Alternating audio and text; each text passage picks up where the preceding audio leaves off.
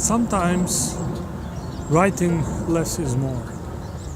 And with that paradoxical statement, what I mean is sometimes we write too much.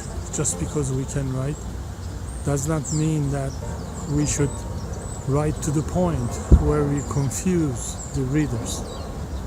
And let me give you a few examples of what I mean.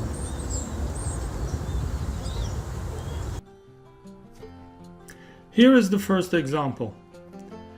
This pretty house overlooking the Chesapeake Bay was built in 1877, when at least 10 million Chinese starved to death in one of the worst famines in world history. Now, what does a house on Chesapeake has to do with the 1877 famine? Why are we mentioning it?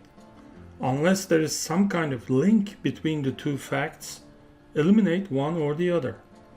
Here's a better sentence. This pretty house overlooking the Chesapeake Bay was built in 1877. Simple. Our focus is on the house and when it was built, not on the Chinese famine. Or, in 1877, at least 10 million Chinese starved to death in one of the worst famines in world history. Now, we are talking about the famine, which has nothing to do with the house on the Chesapeake Bay. Now, here's an exception. Perhaps Mr. Ming, a wealthy landowner from China's Sichuan province. Perhaps he escaped the famine and migrated to Maryland in 1877. Then perhaps he bought that house and renovated it so well that it became a prize-winning structure registered with Mid-Atlantic Historic Houses Hall of Fame.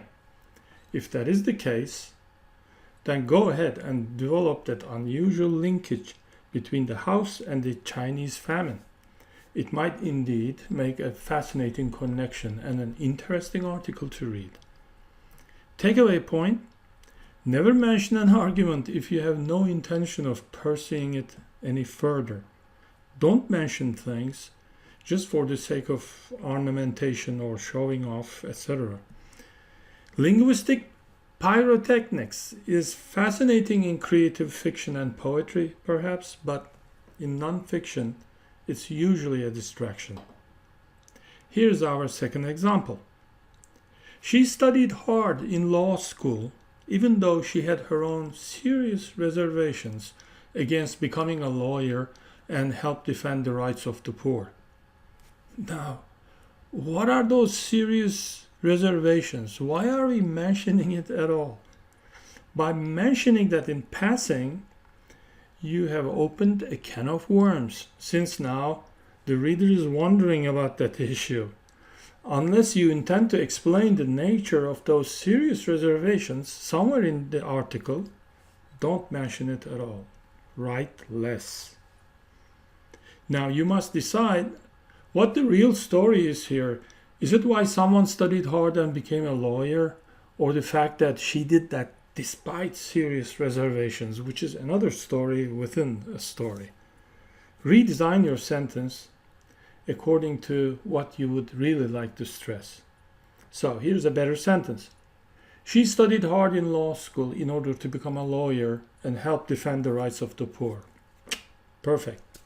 This version stresses the admirable motivation behind her hard work. Second version, she studied hard in law school in order to become a lawyer and help defend the rights of the poor, while she had her serious reservations about the whole enterprise. Now the stress is on serious reservations she had all along about attending the law school. Now it's your job, next job, to explain what those reservations are or were. If you do not do that, and if you do not relieve the dramatic tension in your writing, the reader will be frustrated because you have teased him or her by creating a question mark without following it with a satisfactory explanation. So, takeaway point 1. When you create a tension by mentioning something, make sure you satisfy and relieve it by unraveling the knot. Takeaway point 2. If what you're saying does not contribute to your main point, to your core message, then don't say it. In those cases, Writing less is always more. So I hope you have a pretty good idea now with what I mean by writing less is more. That's one of the bedrock principles of plain writing. To write well and with only enough words to accomplish our goal of communicating the main point and then stopping there. So with that, I'll leave you and I see you in the next video.